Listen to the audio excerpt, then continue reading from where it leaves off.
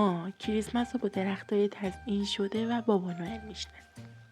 اما کریسمس در اصل جشن تولد عیسی مسیحه. جالبه که بدونید تاریخ دقیق این تولد توی انجیل مشخص نشده. اما کلیسا روز 25 دسامبر رو برای این جشن انتخاب کرده. حالا چرا این تاریخ؟ یکی از دلایلش همزمانی با انقلاب زمستانی در نیمکره شمالی، یعنی از این روز به بعد شبها کوتاه و روزها بلندتر میشن. به عبارتی تولد نور بعد از طولانی ترین شب سال هست. این مفهوم فقط به مسیحیت هم محدود نمیشه، در فرهنگ های دیگه هم دیده میشه. کریسمس کلی رسم و رسوم قشنگ داره که خیلی هاشون هم برای ما آشنا.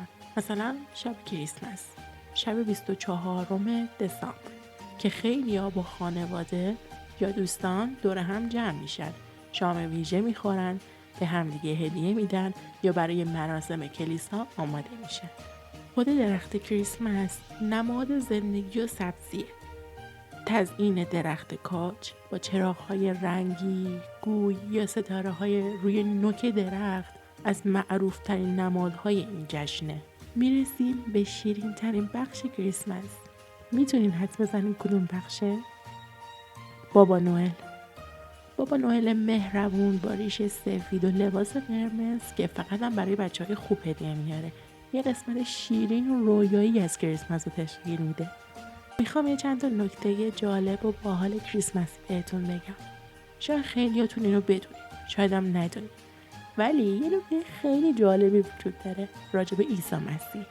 خوبه بدونین که عیسی اسم اصلیه و مسیح یک لقبه که از طرف پیروان حضرت مسیح بهش داده شده و خود مسیح به معنای یک ناجی و نجات دهنده هستش.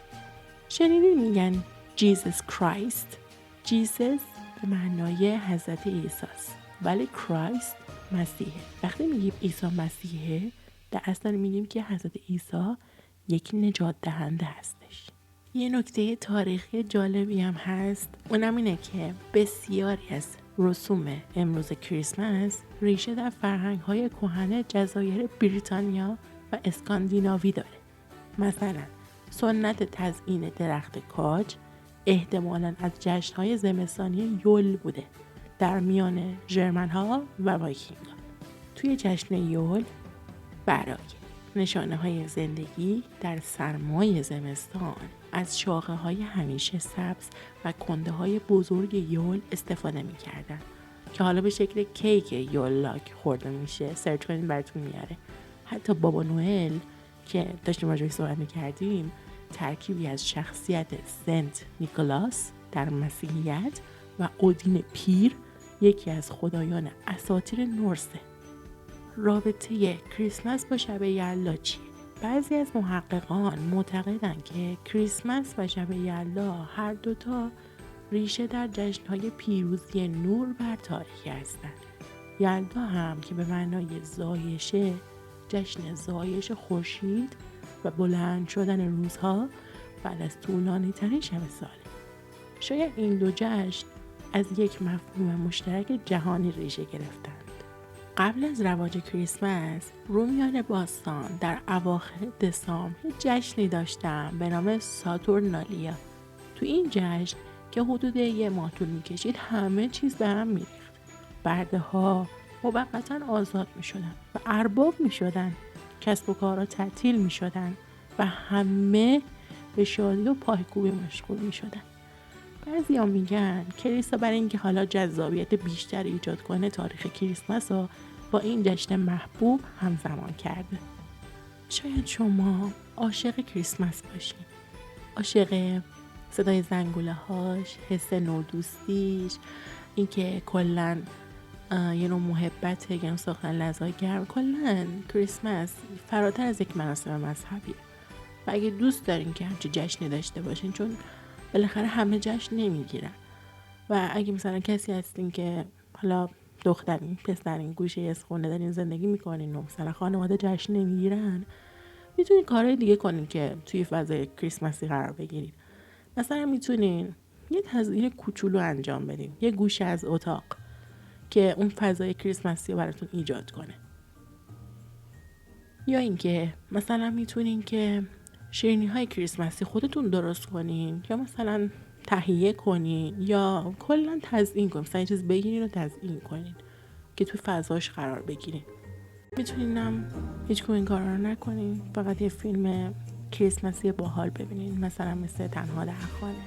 قطعا سرچ کنین، هزاران فیلم دیگه غیر از اینم هست که اون فضای کریسمسی رو براتون به وجود میاره. توی ویدیوهای کوتاه هم خودم حتما بهتون یاد میدم که مثلا وسایل دکوری کوچیک ساده و کم هزینه درست کنین، یا بهتون یاد میدم که مثلا خوراکی‌ها رو بتونین کریسمسی تزیینشون کنین با هزینه خیلی کم.